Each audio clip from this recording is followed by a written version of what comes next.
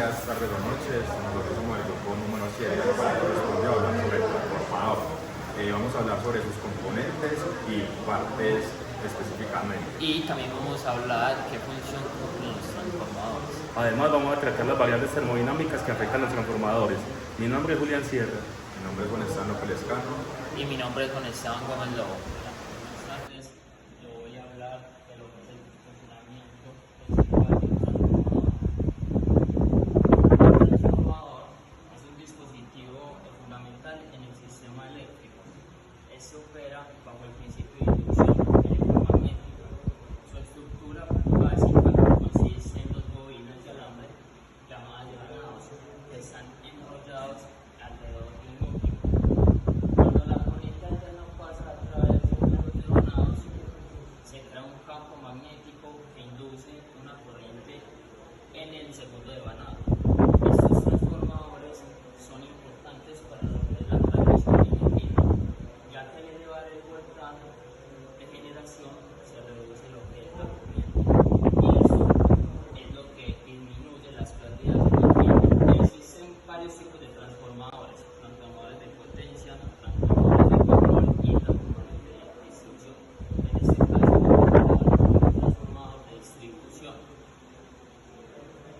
Un transformador de distribución se encarga de bajar el voltaje de la electricidad que viene de las camionetas.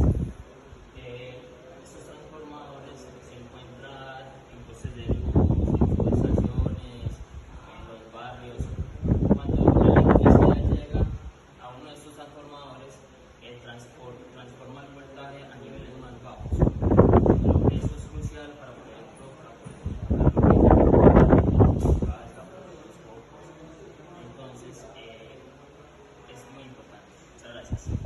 Bueno, buenos días, tardes o noches. Mi nombre es Juan Esteban López. En este caso les voy a explicar los componentes de este transformador, comenzando por la cuba o el chasis. La cuba o el chasis tienen diferentes formas. En este caso la tiene cilíndrica. Pasando a eso, pasamos a lo que es el fusible, que es una protección en cargo de una sobretensión. Lo que hace es la protección para que no afecte los demás componentes. Por aquí tenemos los bujes secundarios. Aquí tenemos el neutro y aquí tenemos una salida a 120 voltios y esta también es a 120 voltios. Si se combinan las dos, iríamos a un voltaje de 240. Este es el transformador, tiene una capacidad de 7.5 kilovoltios amperios.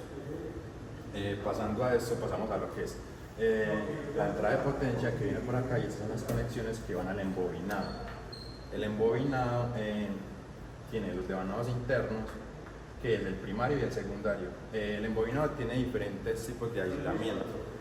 Puede ser en espiras o por partecitas del embobinado interno. En este caso lo vemos por acá, que sería el aislante que tiene ese.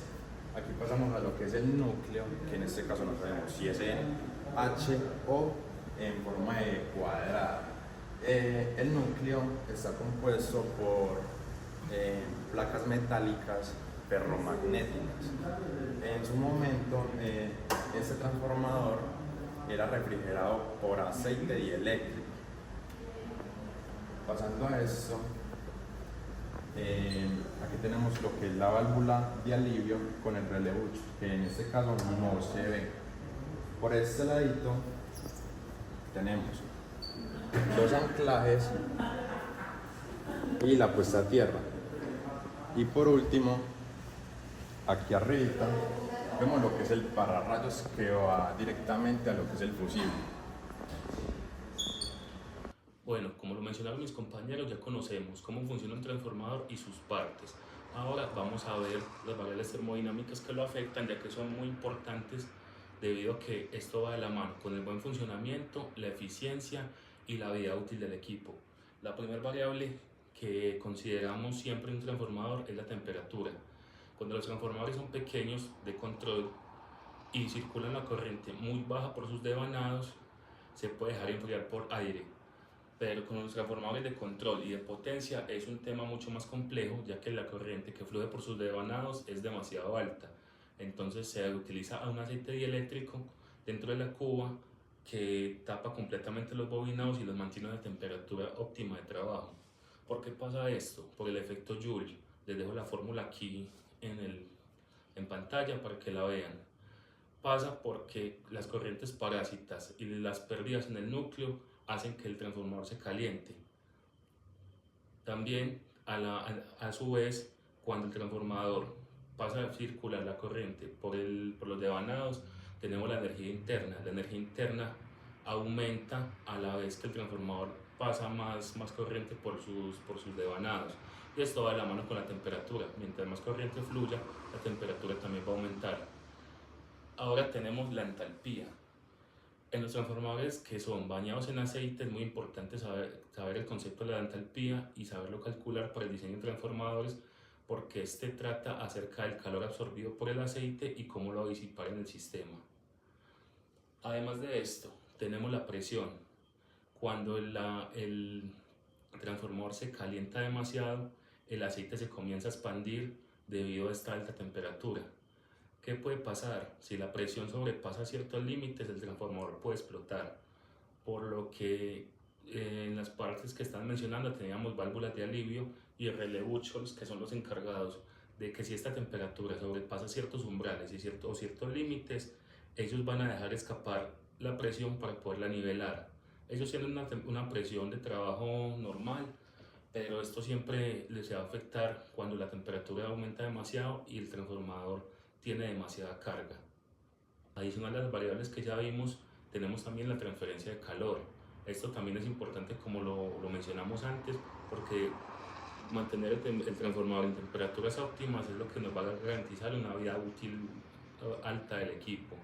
En este caso vemos los tres eventos que veíamos en clase, que son por conducción, que se genera entre el núcleo y los devanados, por convección, que se genera por el enfriamiento del aceite o por aire, y por radiación, que es el calor que se emana hacia el ambiente. Además de esto, tenemos la entropía, que la entropía lo que mide es el desorden en esta disipación de calor, y se da porque mediante aumenta la temperatura en el transformador, la energía del sistema va a aumentar también. Para finalizar, estuvimos preguntando por la ficha técnica en el laboratorio de máquinas eléctricas, pero lastimosamente no cuentan con ella. Entonces les dejo en pantalla la ficha técnica de un equipo muy parecido, aunque los equipos de 7.5 kilovatios no es que sean muy comerciales, normalmente vienen de 5 en 5, de 5, 10, 15, 20, 25, 30, y de ahí empieza a subir en unos números mucho más altos dependiendo de la capacidad que se necesite.